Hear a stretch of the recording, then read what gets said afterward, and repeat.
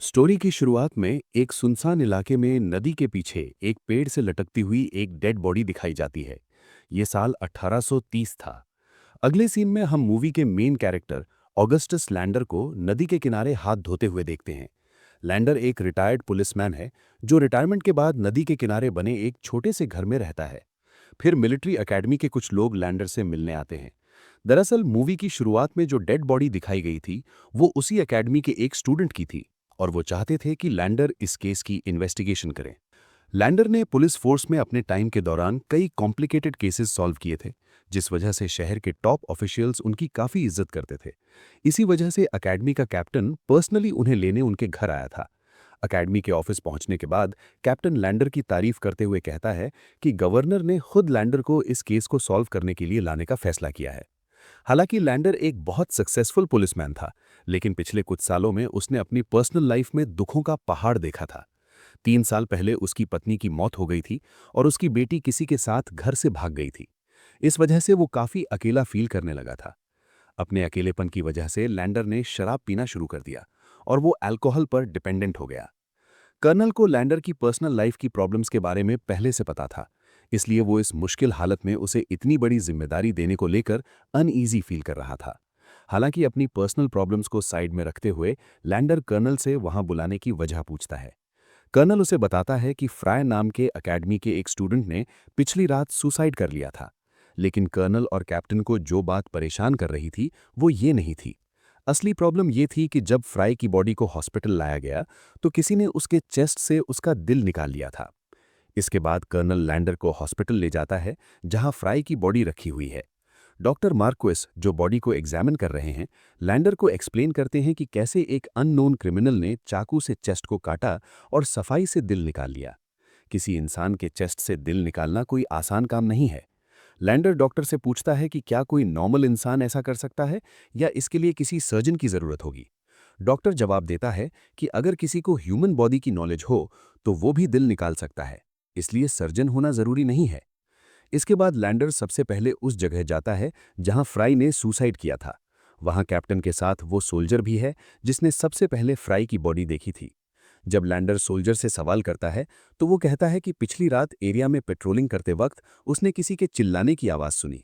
जब उसने आवाज़ का पीछा किया तो उसे फ्राई की बॉडी पेड़ से लटकती हुई मिली। सोल्जर आगे कहता है कि फ्राई को पिछली रात फांसी दी गई थी, लेकिन उसके पैर अभी भी जमीन को छू रहे थे। ये सुनकर लैंडर उससे पूछता है कि क्या उसने आसपास किसी और को देखा था। सोल्जर जवाब देता है नहीं। लैंडर फिर मुस्कुराता है और उसे जाने के लिए कहता है। इसके बाद लैंडर और कैप्टन हॉस्पिटल वापस आते हैं। लैंडर खुद बॉडी को एग्जामिन करता है और फ्राई के सर के पीछे एक गहरा घाव ढूंढ निकालता है। उसे फ्राई के हाथों पर भी चोट के निशान मिलते हैं, जो शायद तब लगे होंगे जब वो फांसी लगने के दौरान खुद को छुड़ाने की कोशिश कर रहा था। इससे ये माना जा सकता है कि फ्राई ने खुद को नहीं मारा, बल्कि किसी ने जबरदस्ती उसे पेड़ पर लटकाया था। इसी बीच डॉक्टर आ जाता है। जब लैंडर और डॉक्टर फ्राई के सर की चोट को देखते हैं तो डॉक्टर हैरान रह जाता है कि उसने इतना सीरियस घाव पहले नोटिस क्यों नहीं किया। फिर लैंडर और डॉक्टर फ्राई की बंद मुट्ठी को खोलते हैं और अंदर कागज का एक टुकड़ा पाते हैं जिस पर कुछ लेटर्स लिखे हुए थे। डॉक्टर शॉक हो जाता है कि इतनी इंपॉर्टेंट इंफॉर्मेशन उसकी नज़र से बच गई थी। लैंडर को जो कागज मिला वो एक बड़ा क्लू हो सकता था। वो लेटर लेता है और जाने की तैयारी करता है, लेकिन कैप्टन उसे रोक लेता है। कैप्टन लैंडर से कहता है कि वो इस केस की इन्वेस्टिगेशन चुपचाप करे। वो नहीं चाहता कि फ्राई के मर्डर की वजह से अकेडमी की रेपुटेशन खराब हो। वो लैंडर को सख्ती से वार्न करता है कि जब तक केस सॉल्व ना हो जाए वो शराब न पिए। लैंडर पहले से ही शहर में एक शराबी के रूप में बदनाम हो चुका था। कैप्टन की सारी शर्तें मानने के बाद लैंडर अपनी इन्वेस्टिगेशन शुरू करता है। वो वापस उस जगह जाता है जहां फ्राई की बॉडी मिली थी और क्लूज ढूंढने लगता है। इन्वेस्टिगेशन करते वक्त अकेडमी का एक स्टूडेंट वहां आ जाता है। कैडेट का नाम एडगर है। एडगर लैंडर को बताता है कि वो भी अपने तरीके से फ्राई के केस की इन्वेस्टिगेशन करने की कोशिश कर रहा है और उसका मानना है कि फ्राई का कातिल एक पोएट है। ये कहकर वो चला जाता है। बाद में लैंडर उस कांस्टेबल से पूछता है जो हॉस्पिटल में फ्राई की बॉडी की गार्डिंग कर रहा था जब दिल चोरी हुआ था। कांस्टेबल लैंडर को बताता है कि वो रात 2:30 बजे तक ड्यूटी पर था। उस वक्त एक ऑफिसर आया और उसे डिस्चार्ज कर दिया। हालांकि अंधेरा होने की वजह से कांस्टेबल ऑफिसर का चेहरा नहीं देख पाया। लैंडर ये सुनकर हैरान होता है। कांस्टेबल एक और अजीब बात बताता है। उसने नोटिस किया कि ऑफिसर के कंधे पर रैंक बैज नहीं था, जो नॉर्मली किसी भी ऑफिसर के लिए शर्म की बात होती है। ये लैंडर को और भी उलझन में डाल देता है। इसलिए वो अपने दिमाग को शांत करने के लिए एक बार में जाता है। लैंडर बारटेंडर पैटी को अच्छी तरह जानता था। आज पैटी थोड़ी परेशान लग रही थी। जब लैंडर उससे उसकी परेशानी की वजह पूछता है तो पैटी उसे बताती है कि वो फ्राई को अच्छी तरह जानती थी और उसकी मौत से वो बहुत दुखी है। वो आगे कहती है कि अकेडमी में सिर्फ कुछ लोगों को ही फ्राई की मौत के बारे में पता था। लैंडर हैरान होता है और पैटी से पूछता है कि उसे इस घटना के बारे में कैसे पता चला। पैटी बार में बैठे एक आदमी की तरफ इशारा करती है। लैंडर देखता है कि वो और कोई नहीं बल्कि एडगर है, वही शख्स जिसने उसे बताया था कि फ्राई का कातिल एक पोएट है। लैंडर एडगर से पूछता है कि उसने ऐसा क्यों कहा। एडगर अपने पोएटिक अंदाज में कहता है कि सिर्फ एक पोएट ही किसी का दिल चुराने जैसे क्राइम के बारे में सोच सकता है। वो आगे कहता है कि वो खुद एक पोएट है, इसलिए वो जानता है कि एक पोएट कैसे सोचता है। लैंडर समझ जाता है कि एडगर शराब के नशे में बोल रहा है। जैसे ही लैंडर जाने वाला होता है, एडगर रुकता है और उसे एक राज बताता है। कुछ वक्त पहले फ्राई का उसके रूममेट के साथ झगड़ा हुआ था, लेकिन किसी को नहीं पता कि झगड़ा किस बारे में था। अगले दिन लैंडर और कैप्टन दो सोल्जर्स को पूछताछ के लिए लाते हैं। उनमें से एक फ्राई का रूममेट था। लैंडर उससे फ्राई और उसके बीच हुए झगड़े के बारे में पूछता है। रूममेट जवाब देता है कि उनके बीच कभी कोई सीरियस झगड़ा नहीं हुआ। वो कहता है कि फ्राई बुरी संगति में पड़ गया था और वो बस उसे वापस सही रास्ते पर लाने की कोशिश कर रहा था। इस बात पर उनकी छोटी सी बहस हो गई थी। हालांकि फ्राई के रूममेट को नहीं पता था कि वो बुरे दोस्त कौन थे। फ्राई ने कभी उनके नाम शेयर नहीं किए थे। लैंडर उसका बयान लेता है और उसे रूम में वापस जाने की इजाज़त देता है। इसके बाद वो स्टोडार्ड नाम के एक और सोल्जर से सवाल करते हैं, जो फ्राई की मौत से पहले उससे मिलने वाला आखिरी इंसान था। जब लैंडर उससे फ्राई के बारे में पूछता है तो स्टोडार्ड कहता है कि फ्राई उस रात जल्दी में था और ऑफिसर्स से छुपकर भाग रहा था। फ्राई ने उसे नहीं बताया कि वो कहाँ जा रहा है। उसने बस इतना कहा कि उसे कुछ ज़रूरी काम है। जब स्टोडार्ड ये बता रहा था, उसका चेहरा पीला पड़ गया, जिसने लैंडर को उस पर शक करने पर मजबूर कर दिया। उस वक्त स्टोडार्ड की तबीयत ठीक नहीं थी, इसलिए लैंडर ने उसे जाने की परमिशन दे दी। तभी एक ऑफिसर कैप्टन के लिए एक मैसेज लाता है। उसमें लिखा था कि पिछली रात किसी ने एक गाय और एक बकरी का दिल निकाल लिया था। ये खबर पढ़ने के बाद कैप्टन गुस्से में आ जाता है और किलिंग्स को रोकने के लिए वो अकेडमी में कंप्लीट लॉकडाउन डिक्लेयर कर देता है। हालांकि लैंडर और एडगर रूल्स को इग्नोर करके अकेडमी के बाहर मिलते हैं। लैंडर ने माना था कि एडगर फ्राई को अच्छी तरह जानता होगा, लेकिन एडगर कहता है कि वो फ्राई से कभी मिला भी नहीं था। लैंडर खैर केस सॉल्व करने के लिए साथ काम करने का प्रपोजल रखता है। एडगर तुरंत मान जाता है। इसके बाद लैंडर उसे फ्राई के हाथ में मिला लेटर देता है और उसे लिखे अधूरे शब्दों को समझने और पूरा करने के लिए कहता है, फिर चला जाता है। उस रात एडगर लैंडर के घर आता है और उसे बताता है कि उसने लेटर का कुछ हिस्सा डिकोड कर लिया है। लेटर के हिसाब से कातिल ने वो खुद लिखा था और फ्राई को किसी जरूरी काम के बहाने उस जगह बुलाया था जहां उसे मारा गया। इसका साफ मतलब था कि फ्राई कातिल को अच्छी तरह जानता था, इसलिए वो बिना किसी हिचकिचाहट के मिलने के लिए राजी हो गया। लैंडर एडगर की ऑब्जर्वेशन से बहुत इंप्रेस होता है, लेकिन लेटर में अभी भी कुछ अधूरे हिस्से थे। इसलिए लैंडर और एडगर ने मिलकर उन्हें डिकोड करने पर काम किया। काफी देर कोशिश करने के बाद वो इस नतीजे पर पहुंचते हैं कि लेटर भेजने वाला इंसान शायद एक औरत थी। उनका मानना है कि एक जवान लड़का इतनी देर रात अकेडमी से सिर्फ एक औरत के लिए ही बाहर निकलेगा। एडगर लैंडर को बताता है कि अगर कातिल एक औरत है तो शायद उसने उसे पहले देखा है।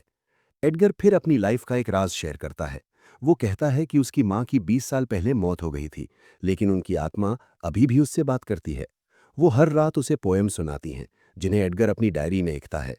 एक सुबह उसने एक दुखी लड़की के बारे में एक पोएम लिखी, जिसने कोई जुर्म किया था। उसी सुबह एडगर ने अपनी खिड़की के बाहर एक लड़की को देखा, जो बिल्कुल वैसी ही दिख रही थी जैसा पोएम में डिस्क्राइब किया गया था। इसलिए एडगर को लगा कि वो लड़की ही कातिल हो सकती है। वो कहता है कि उसने लड़की को सिर्फ एक बार देखा था। हालांकि ये सब लैंडर को यकीन करने लायक नहीं लगता और वो सोचने लगता है कि एडगर पागल है। बाद में उस रात जब लैंडर बारटेंडर पैटी की बाहों में होता है, वो उससे एडगर के बारे में पूछता है। पैटी उसे बताती है कि एडगर एक अच्छा लड़का है और इस दुनिया में उसका कोई नहीं है।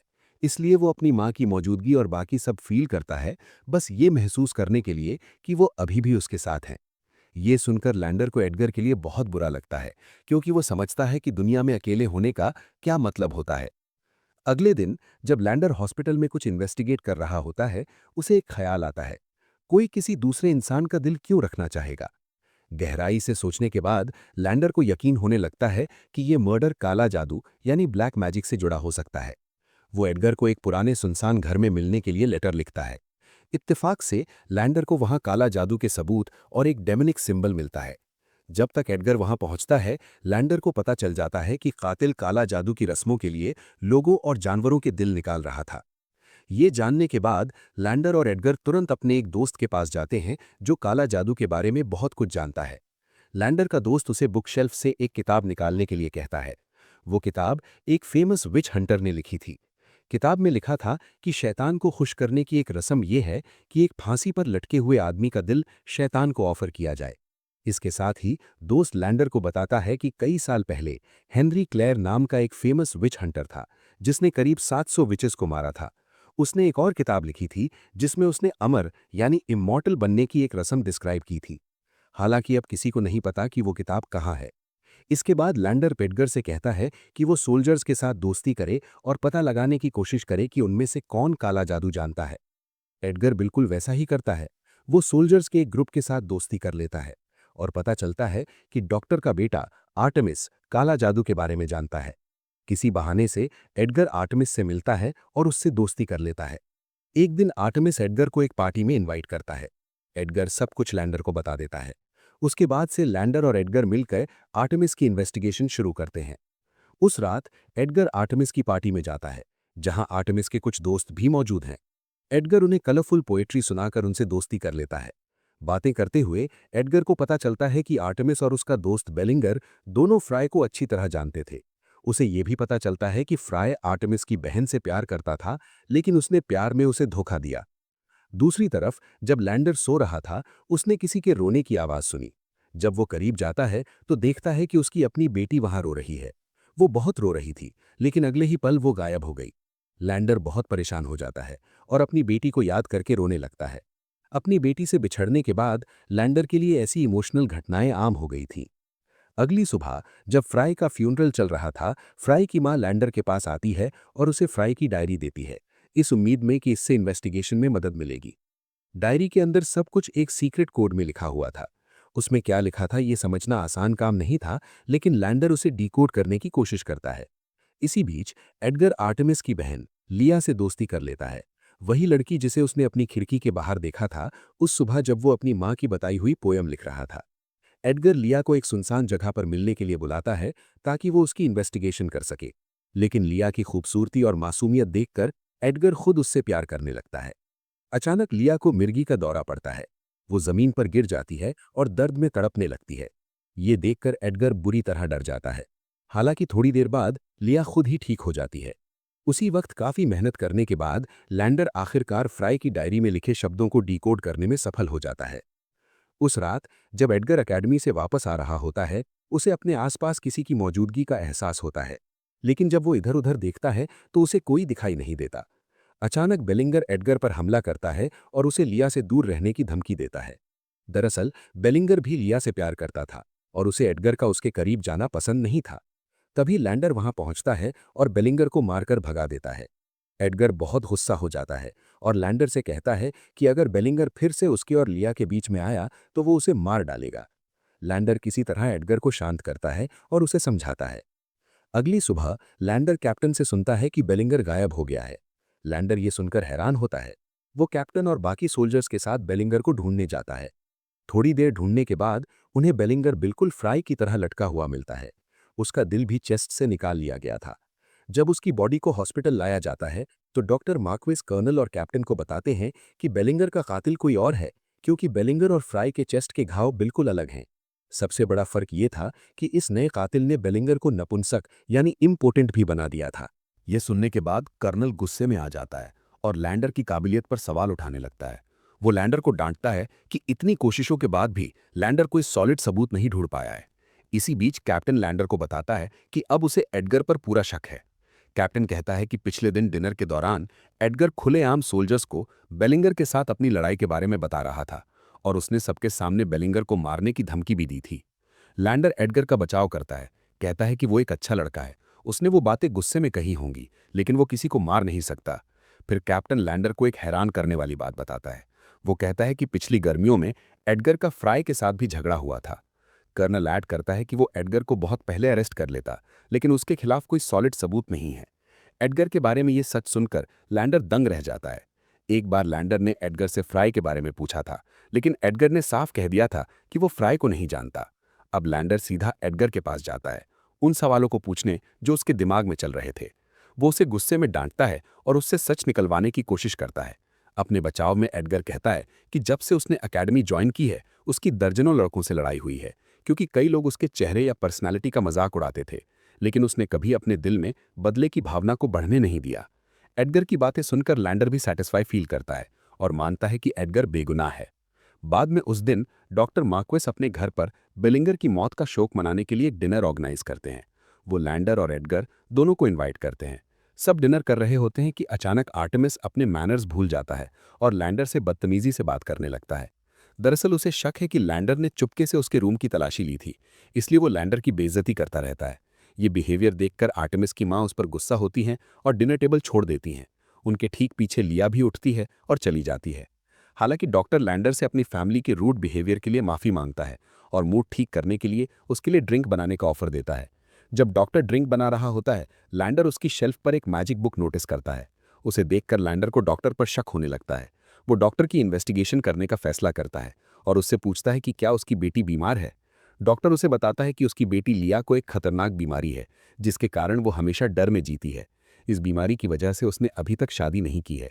जब वो बात कर रहे होते हैं, आर्टेमिस उन्हें लिया की पियानो परफॉर्मेंस सुनने के लिए बुलाने आता है, लेकिन लैंडर कहता है कि वो थोड़ी फ्रेश हवा लेना चाहता है और इस मौके का फायदा उठाकर चुपके से निकल जाता है और आर्टेमिस के रूम की तलाशी लेता है। इसी बीच एडगर बाकी सब भूलकर लिया की पियानो धुन में खो जाता है। वो लिया के प्यार में इतना पागल हो चुका था कि वो उसके लिए कुछ भी करने को तैयार था। दूसरी तरफ लैंडर को आर्टेमिस के रूम में एक कोट मिलता है, जिसके कंधे पर रैंक नहीं है। लैंडर को याद आता है कि एकेडमी गार्ड ने बताया था कि जिस ऑफिसर ने उसे छुट्टी दी थी, उसने बिल्कुल वैसा ही कोट पहना था। तभी मिसेस मार्क्वेस वहां आती हैं और वो कोट देखकर हैरान हो जाती हैं। लैंडर कोट लेकर नीचे जाता है। डॉक्टर कहता है कि ये उसके मरे हुए भाई का है और उसे नहीं पता कि ये घर में कैसे आया। लैंडर उसे बताता है कि कोट आर्टेमिस के रूम में मिला था। इससे पहले कि आर्टेमिस कुछ कह सके, कैप्टन वहां आता है और कहता है कि एक और सोल्जर, स्टोडार्ड, अकेडमी से गायब है। स्टोडार्ड वही लड़का है जिसने फ्राई को आखिरी बार देखा था और घबराहट में लैंडर को बयान दिया था। ये सुनकर तुरंत लैंडर उनके साथ स्टोडार्ड के रूम की तलाशी लेने जाता है। रूम सर्च करने के बाद लैंडर सबको बताता है कि स्टोडार्ड किडनैप नहीं हुआ था, वो अपनी मर्जी से अकेडमी से भागा है। लैंडर ऐसा इसलिए कहता है क्योंकि स्टोडार्ड का सामान भी रूम से गायब था। लैंडर अंदाजा लगाता है कि फ्राई, बेलिंगर और स्टोडार्ड अच्छे दोस्त थे और ये देखने के बाद कि कैसे फ्राई और बेलिंगर मरे, स्टोडार्ड डर गया कि अगला नंबर उसका होगा। शायद इसलिए वो डर के मारे भाग गया। आर्टेमिस के रूम में मिले कोट की वजह से सब उस पर तातिल होने का शक करने लगते हैं, लेकिन लैंडर के पास अभी भी आर्टेमिस के खिलाफ सॉलिड प्रूफ नहीं है, इसलिए वो कर्नल से सबूत इकट्ठा करने के लिए थोड़ा और वक्त मांगता है। इसी बीच एडगर लिया के पास जाता है और उसे अपनी पोएम सुनाता है। फिर लिया उसे बाहर वॉक पर ले जाती है। दूसरी तरफ लैंडर अपने दोस्त से मिलता है और पता चलता है कि हेनरी एल क्लेरिक, वो आदमी जिसने इमॉर्टैलिटी पर किताब लिखी थी, वो असल में एक शैतान का पुजारी था। लैंडर का दोस्त उसे हेनरी एल क्लेरिक की एक तस्वीर भी दिखाता है। लैंडर को अचानक याद आता है कि उसने ये पेंटिंग कहीं और देखी है। वो तुरंत डॉक्टर के घर भागता है। उसने हेनरी की वो तस्वीर वहां देखी थी क्योंकि उसने डॉक्टर के घर में काला जादू की किताब देखी थी, जो शायद हेनरी ने ही लिखी थी। साथ ही हेनरी की पेंटिंग दीवार पर टंगी हुई थी। लैंडर को अब शक है कि डॉक्टर की पूरी फैमिली शहर में हो रही सभी रहस्यमयी घटनाओं के पीछे है। उसका शक यकीन में बदल जाता है जब वो अपने हाथों में मैजिक बुक पकड़ता है। वो वाकई हेनरी ने लिखी थी। लैंडर डॉक्टर को धमकाता है और उससे सच बुलवाने की कोशिश करता है। डॉक्टर डर जाता है और सब कुछ कबूल करने लगता है। डॉक्टर लैंडर को बताता है कि उसकी बेटी लिया को एक सीरियस बीमारी है और उसके पास जीने के लिए सिर्फ 3 महीने बचे हैं। उसने उसे बचाने के लिए हर इलाज ट्राई किया, लेकिन कोई दवाई काम नहीं आई। फिर एक दिन लिया ने डॉक्टर को बताया कि उसके पूर्वज एंसेस्टर हेनरी ने उससे बात की और एक मैजिकल रिचुअल शेयर किया जो उसे अमर बना सकता है। डॉक्टर के मुताबिक रिचुअल परफॉर्म करने के बाद लिया सच में ठीक होने लगी। ये देखकर पूरी फैमिली रिचुअल परफॉर्म करने में लग गई। जैसे ही डॉक्टर दूसरी तरफ लैंडर को ये एक्सप्लेन कर रहा है, डॉक्टर की बेटी अपनी माँ और भाई के साथ रिचुअल कंप्लीट करने में बिजी थी। लिया एडगर को जो बेहोश था, एक पुराने घर में ले गई थी और उसका दिल निकालकर शैतान को ऑफर करने ही वाली थी। इस रिचुअल में लिया की माँ और उसका भाई उसका पूरा साथ दे रहे थे। लिया के हाथ में फ्राई का दिल था जो उसने शैतान को ऑफर किया। उसके बाद उसने एडगर का खून अपने माथे पर लगाया और मंत्र पढ़ना शुरू किया। इसी बीच डॉक्टर से पूछताछ करने के बाद लैंडर को पता चलता है कि लिया और आर्टेमिस एडगर को मारने वाले हैं, इसलिए वो घर की तरफ भागने लगता है। दूसरी तरफ एडगर ने अपनी आंखें खोल ली थी, लेकिन वो अभी भी पूरी तरह होश में नहीं था। वो जानता था कि लिया उसे मारने वाली है, लेकिन वो उससे इतना प्यार करता था कि वो उसे जिंदा रखने के लिए खुद को कुर्बान करने को तैयार था। इसके बाद लिया मैजिक स्पेल पढ़ना जारी रखती है और एडगर का दिल निकालने के लिए आगे बढ़ती है। लेकिन इससे पहले कि वो एडगर को नुकसान पहुंचा सके, लैंडर वहां पहुंच जाता है। लैंडर को देखकर वो तीनों डर जाते हैं और उसे चाकू से डराकर दूर रहने की चेतावनी देते हैं। तभी एक मोमबत्ती गिर जाती है और घर में आग लग जाती है। आर्टेमिस और लैंडर के बीच हाथापाई शुरू हो जाती है। लिया मंत्र पढ़ना जारी रखती है, लेकिन अचानक एक जलती हुई लकड़ी की बीम उस पर गिर जाती है और उसे बुरी तरह घायल कर देती है। ये देखकर आर्टेमिस लिया को बचाने के लिए भागता है। मौके का फायदा उठाकर लैंडर एडगर को जलते हुए घर से बाहर निकाल लाता है। आर्टेमिस और उसकी मां का ध्यान सिर्फ लिया पर था। तभी अचानक घर का एक जलता हुआ हिस्सा उन पर गिर गया। लैंडर डॉक्टर की पत्नी को बचाने में कामयाब हो जाता है, लेकिन लिया और आर्टेमिस जलकर राख हो जाते हैं। लिया को मरता देख एडगर को गहरा सदमा लगता है। इसके बाद एडगर को अकेडमी हॉस्पिटल में सेफली एडमिट कर दिया जाता है। पता चलता है कि डॉक्टर मार्क्विस ने पहले ही रिजाइन कर दिया था। कैप्टन और कर्नल मिस्ट्री सॉल्व करने के लिए लैंडर का शुक्रिया अदा करते हैं और उस पर शक करने के लिए माफी मांगते हैं। अपनी ड्यूटी पूरी करने के बाद लैंडर घर वापस आ जाता है। लेकिन यह कहानी यही खत्म नहीं होती। कुछ दिन बाद एडगर पूरी तरह ठीक होकर लैंडर के घर आता है। वो कहता है कि उसे लैंडर की बेटी की मौत के बारे में कुछ पता चला है। ये कहकर वो अंदर चला जाता है। एडगर लैंडर से बहुत गुस्सा है, क्योंकि उसने एक ऐसा राज ढूंढ लिया है जो लैंडर ने दुनिया से छुपा रखा था। लैंडर ने कभी एडगर को जो लेटर लिखा था, उसकी हैंडराइटिंग फ्राई के हाथ में मिले लेटर की हैंडराइटिंग से मैच करती है। इसका मतलब लैंडर ही वो शख्स था जिसने लेटर लिखा था और फ्राई को उसकी मौत की जगह पर बुलाया था। लैंडर ने ऐसा क्यों किया, ये समझने के लिए एडगर ने इन्वेस्टिगेशन शुरू की। उसे पैटी से पता चला कि एक रात जब लैंडर की बेटी एक पार्टी से घर वापस आ रही थी, अकेडमी के 3 बिगड़ैल कैडेट्स ने उसका रेप किया था। ये जानने के बाद एडगर समझ गया कि फ्राई उस क्राइम में जरूर शामिल था। लेकिन अब एडगर पूरा सच सीधे लैंडर से सुनना चाहता था, क्योंकि अब तक वो बहुत कुछ जान चुका था। तो लैंडर ने उसे सब कुछ बताना शुरू किया। दरअसल लैंडर की बेटी किसी के साथ भागी नहीं थी, बल्कि उसके साथ हुए भयानक क्राइम की वजह से उसने पहाड़ से कूदकर अपनी जान ले ली थी। बदला लेने के लिए लैंडर चुपके से गुनहगारों को ढूंढ रहा था। उसे अपनी बेटी से पहले ही फ्राई का लॉकेट मिल चुका था, इसलिए लैंडर जानता था कि फ्राई उन 3 में से एक था। फ्राई को मारने के लिए लैंडर ने पैट के नाम से एक लेटर लिखा और फ्राई को अकेडमी से बाहर बुलाया। फिर लैंडर ने अपने हथियार से उसे बेहोश कर दिया और बाद में उसे पेड़ से लटका दिया। उसने फ्राई से बाकी 2 लड़कों के नाम भी पूछे थे, लेकिन फ्राई ने कुछ नहीं बताया। फिर लैंडर को किसी के आने की आवाज़ सुनी और उसे भागना पड़ा। लैंडर किस्मत वाला था, क्योंकि उसी रात डॉक्टर ने ब्लैक मैजिक रिचुअल के लिए फ्राई का दिल निकाल लिया था। ऐसा लगा जैसे भगवान भी लैंडर की मदद कर रहा था, उसकी बेटी के रेपिस्टों को सजा देने में। यहां तक कि कर्नल ने भी लैंडर को ही फ्राई की मौत की इन्वेस्टिगेशन के लिए चुना था। लैंडर ने इसका फायदा उठाया और अपने क्राइम को छुपाने के लिए इसे ब्लैक मैजिक का केस बता दिया। फिर डॉक्टर की फैमिली को फंसाने का काम किया, जो पहले से ही अंधविश्वास सुपरस्टिशन के जुनून में थे। पूरे केस को ब्लैक मैजिक जैसा दिखाने के लिए लैंडर ने खुद जानवरों के दिल निकाले थे। फ्राई की डायरी डिकोड करते वक्त लैंडर को दूसरे गुनहगार बेलिंगर का नाम पता चला। उसके बाद उसने बेलिंगर को मारा और उसका दिल भी निकाल लिया, ताकि ये फ्राई के मर्डर की तरह एक और ब्लैक मैजिक रिचुअल लगे। लैंडर ने बेलिंगर को मारा और तीसरे गुनहगार स्टोडार्ट का नाम उगलवाने के लिए मजबूर किया। लेकिन इससे पहले कि लैंडर उसे मार पाता, स्टोडार्ट डर के मारे अकेडमी से भाग गया। एडगर लैंडर से पूछता है कि उसने स्टोडार्ट को सजा क्यों नहीं दी। लैंडर जवाब देता है कि अब उसके पास एक और मर्डर करने की हिम्मत नहीं बची है। वो बस उम्मीद करता है कि स्टोडार्ट जहां भी हो, वो अपनी बाकी जिंदगी गिल्ट के साथ जिए। इस तरह लैंडर ने बड़ी चालाकी से पूरी मिलिट्री एकेडमी को बेवकूफ़ बनाते हुए अपना बदला लिया। और लैंडर को अपने किए पर कोई पछतावा नहीं था, क्योंकि उसने ये सब अपनी बेटी के लिए किया था। लेकिन लिया की मौत से एडगर का दिल टूट गया था, इसलिए वो सबूत के तौर पर लैंडर के लेटर्स कर्नल के पास लेकर जाता है। लेकिन फिर उसे एहसास होता है कि ये सज़ा उन दरिंदों के लिए काफ़ी नहीं थी जिन्होंने लैंडर की बेटी के साथ इतना घिनौना काम किया था। ये सोचकर एडगर सबूत जला देता है। इस सब के बाद लैंडर के पास अपनी बेटी की यादों के अलावा कुछ नहीं बचा था, इसलिए अंत में वो अपनी फैमिली से फिर मिलने के लिए पहाड़ की चोटी पर जाने खड़ा होने जाता है। फ्रेंड्स, अगर आपको ये वीडियो पसंद आई और आप देखते हुए कहानी में खो गए, तो प्लीज़ हमें सपोर्ट करने के लिए सब्सक्राइब करें, ताकि हम आपके लिए ऐसी और वीडियोज़ लाते रहें। Thanks for watching.